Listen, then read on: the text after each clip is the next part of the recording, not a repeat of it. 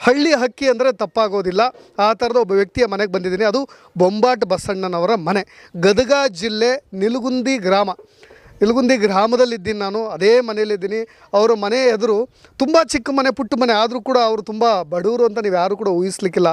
ಹಾಡಿನಲ್ಲೂ ಅವರು ಶ್ರೀಮಂತರೇ, ಅದರ ಜೊತೆಗೆ ಅವರು ಆಸ್ತಿಯಲ್ಲೂ ಕೂಡ ಶ್ರೀಮಂತರಾಗೇ ಇರ್ತಾರೆ. ಯಾಕೆಂದರೆ 200 ಕುರಿಗಳ ಒಡೆಯರು ಅಂದರೆ ಏನು ಕಮ್ಮಿ ಅಲ್ಲ, ತಪ್ಪಾಗೋದಿಲ್ಲ. ಜೊತೆಗೆ ಅವರು ಓನ್ ಕಾರನ್ನು ಕೂಡ ಇಟ್ಟಿದ್ದಾರೆ.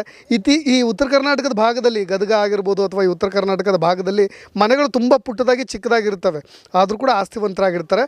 ನಾನು ಅವರ ಶ್ರೀಮಂತಿಕೆಯನ್ನು ವ್ಯಕ್ತಪಡಿಸ್ಲಿಕ್ಕೆ ಬಂದಿಲ್ಲ, ಅವ್ರ ಪ್ರತಿಭೆಯನ್ನು ಕೂಡ ನಿಮಗೆಲ್ರಿಗೂ ಕೂಡ ಅನಾವರಣ ಮಾಡಲಿಕ್ಕೆ ಬಂದಿದ್ದೀನಿ. ಇದು ಬೊಂಬಾಟ್ ಬಸಣ್ಣನವರ ಕಾರು.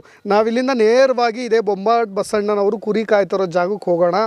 ಅವ್ರು ಯಾರು, ಉತ್ತರ ಕರ್ನಾಟಕ ಭಾಗದಲ್ಲಿ ಹೆಚ್ಚು ಪ್ರಸಿದ್ಧಿ ಹೊಂದಿದ್ದಾರೆ. ಭಾಳಷ್ಟು ಜನಕ್ಕೆ ಬೆಂಗಳೂರಿಯನ್ಸಿಗೆ ಗೊತ್ತಿರೋದಿಲ್ಲ ಅಂತ ಅಂದ್ಕೊಳ್ತೀನಿ. ಆದರೂ ಕೆಲವೊಬ್ಬರು ಆ ಹಾಡುಗಳನ್ನು ಕೇಳ್ತಾ ಇರ್ತೀರಿ. ಇದು ಅವ್ರ ಪುಟ್ಟ ಮನೆ. ಈಗಲೂ ಕೂಡ ನಿಮಗೆ